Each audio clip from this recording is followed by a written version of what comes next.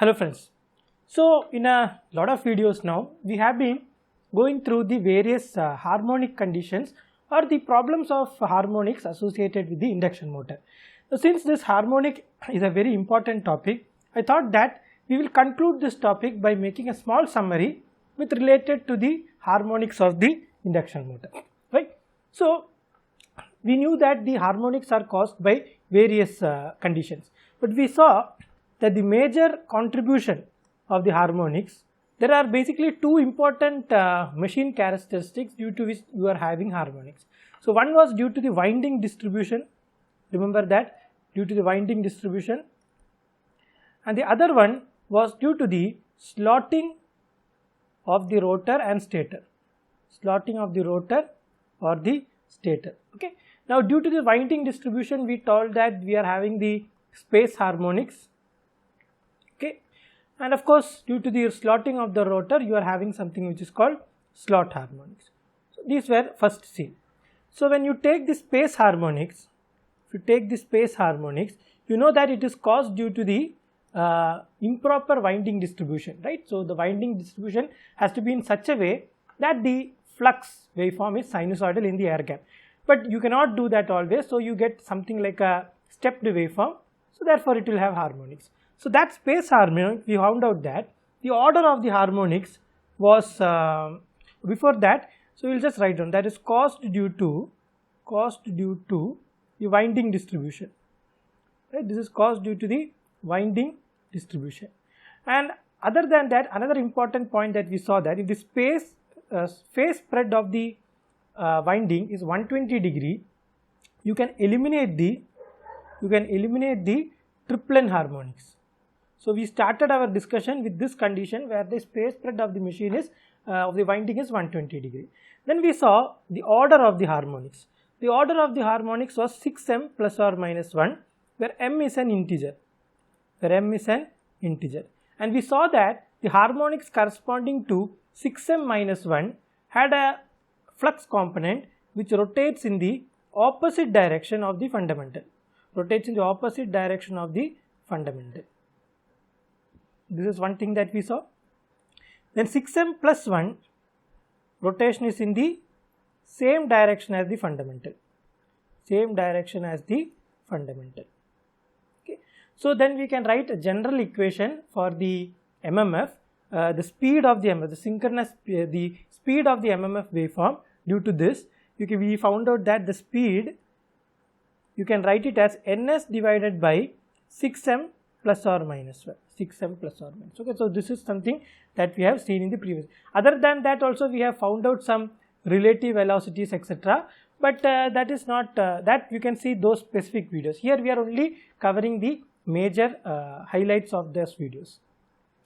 Then we saw there are some problems associated with the harmonics, right? So we saw that there is a problem which is called crawling. Okay, these crawlings are caused due to the asynchronous torques which are caused due to the 6m plus or minus 1 harmonics, right? So you saw that there was a phenomenon which is called crawling, where the motor is rotating, or it finds an operating point at speeds which are much less than its rated speed, or rated speed means the higher speed. Okay, it should have been rotating in a higher speed, but it rotates at a much lower speed. So that was the crawling condition. So in crawling condition you saw that there are in two conditions. One is in the motoring mode, where the speed of rotation is around 1/7 of the synchronous speed, roughly 1/7 of the synchronous speed. Then you saw crawling in the braking mode of the motor, and that case NR was approximately equal to 1/5 into NS, right? So that is the condition here. So then we saw how to avoid, the asynchronous torque. To avoid asynchronous torques, there are some important conditions. So first one was the proper winding distribution, right? You distribute the winding properly, so proper winding distribution, so that your waveform is as close to a sinusoid as possible. The second one, we saw that S2 should be less than the number of slots in the rotor should not exceed 1.25 into times of S1. So this was another point. Excuse me. And other than this, the third point, you saw that using short pitched coils to eliminate specific harmonics.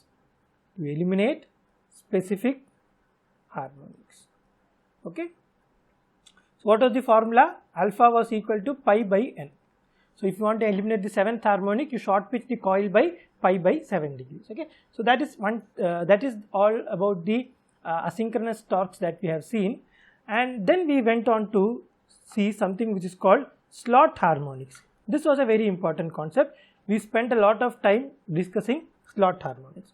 So you know that the first formula that we saw was the order of the harmonics n, which was equal to 2 into s by p plus or minus 1. Okay. So for stator you can take S1, for rotor you can take S2, right? And we also saw, so therefore the speed of the magnetic field or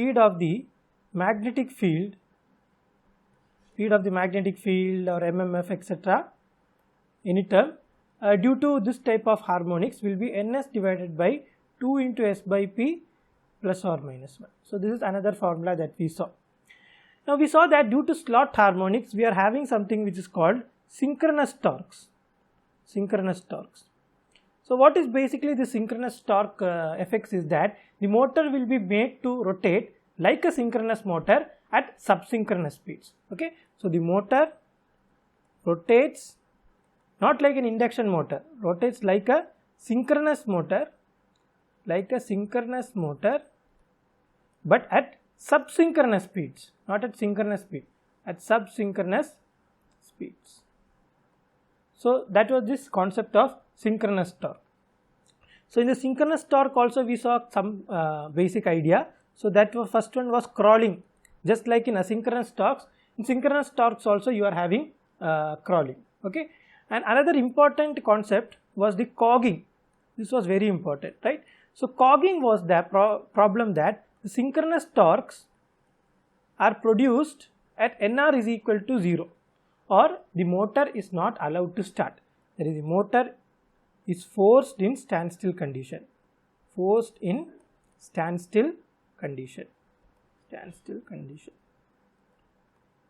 Okay. And usually we found out that this cogging phenomenon, cogging was happening at S1 is equal to S2 number of slots, or S2 is equal to m into S1, and then to avoid the synchronous torques we saw that there are a lot of combinations possible. Okay, so I am not going to write that, a specific video is there because it will take a lot of time to write everything here. But another important method to avoid cogging, avoid the synchronous torques, we saw that another important method to avoid synchronous torques was that method of skewing. Okay, so basically the idea is, for example, this is your stator slot orientation.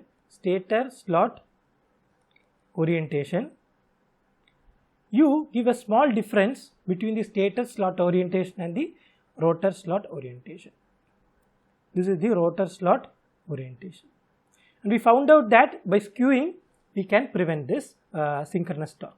So there was a formula theta skew which was equal to 360 divided by n, and this theta skew will be in electrical degree. If you want you can find it with mechanical degree also, but this is the formula that we were usually using. Okay, so this was the overall idea of the harmonic torques. So if you want we can just draw a torque slip characteristic also explaining all these things. So this is your fundamental graph and this is your braking mode. So this is your braking mode and this is your motoring mode, right? So due to asynchronous torques, this is 1 by 7 ns, and here let it be minus 1 by 5 ns, right? So due to asynchronous torques you are having, these are parasitic torques, you can also call them as parasitic torques. So these are due to asynchronous torques. Due to this asynchronous torques you might have the phenomenon of crawling, right? And other than that, at some speeds you also saw for certain slot combinations, you can derive at a particular speed, you might have the synchronous torques also. So that is also very important. So you might have synchronous torques. So this is synchronous torque. I told you why it is a sharp line also. If you have not watched the video, you will not understand. But you can watch that video to find that why it is the synchronous. Basic idea is that synchronous torque occurs at a single speed, not like induction torques. Okay. So this is the synchronous torque, and this this side is the braking mode and this side is the motoring mode. Okay. So these are some basic idea of the harmonics. So this is torque induced. Let us just draw this graph properly. So n is equal to 0 and n is equal to ns. Okay. So this was the basic problems associated with the harmonics of the induction motor, right? So we saw that in slip ring induction motor, yes, this is another important concept. In slip ring induction motor, we saw that because the starting torque is low, so there is a possibility of cogging and crawling are very high, right? Probability of cogging and crawling is very high. But in squirrel cage induction motor, in squirrel cage induction motors, the probability of cogging and crawling are very high because it has very low starting torque. But whereas in slip ring induction motors, there is a possibility that you can increase the starting torque, and then you can reduce the how you can increase the starting torque by increasing the resistance. But then you can reduce the resistance and bring it into normal operating condition. So for such type of a slip ring induction motor, you can make a characteristic like this, right? So this is having high starting torque, right? So this is a slip ring induction motor with proper starting method. Okay. So then we discuss for squirrel cage induction motor how you can avoid. So I told you, if you have special rotor constructions, right, like deep bar rotor, like the deep bar rotor or the double cage rotor, in that case also you can have high starting torque in this starting condition and low resistance in the running condition, right? You can increase the resistance during the starting and you can decrease the resistance during the running condition. That is the specialty of these type of rotor construction. So that is the basic idea. So in this graph, I think everything is getting summarized. Okay. So with this, we have achieved a major milestone. That is, we have covered the DC machines, DC motor, DC generator. Then we have covered transformer. Then we have covered AC machinery fundamentals, synchronous motor, synchronous generator, and now finally the basic machines. Out of all the basic machines, induction motor was the last machine. And with this video, we have concluded the course on the induction motors. And I think I have covered almost all major concepts of the machines as such. There are some topics which I might not have covered due to lack of time. And there are also some reasons by which I want you also to learn some topics on your own. Because unless you learn certain things on your own, you will not be able to understand the beauty or understand the subject fully. Okay, some efforts have to be done from your side also. Okay, every time listening to me, it's like a one-side process. But when you do things on your own, that is so that is another reason why certain topics which are not very crucial I might not have taken. But other than that, almost all concepts of machines I have covered. So this has been a very, very long journey for me. I think it is almost 2 or 3 years since the first course on machines, I think it was uploaded. I think it is 2 years now. The first course was DC machines. Okay, so this is very special and it's very emotional for me also, because for a long time I have been putting a lot of effort over one particular subject. In fact, machines itself is a collection of a lot of subjects, right? Even if we say electrical machines as one subject, but electrical machines as such is a collection of a lot of subjects like DC machines, DC motors, synchronous machines, induction machines, transformers, etc. So I hope you have enjoyed the course, and I thank everybody who have supported me for all your good words, encouragement, and also constructive criticism wherever it was required. And I am very thankful that you have followed the course throughout, and I hope that I have been helpful for you. So I guess this is a time to take a small break so that I can plan for the next course.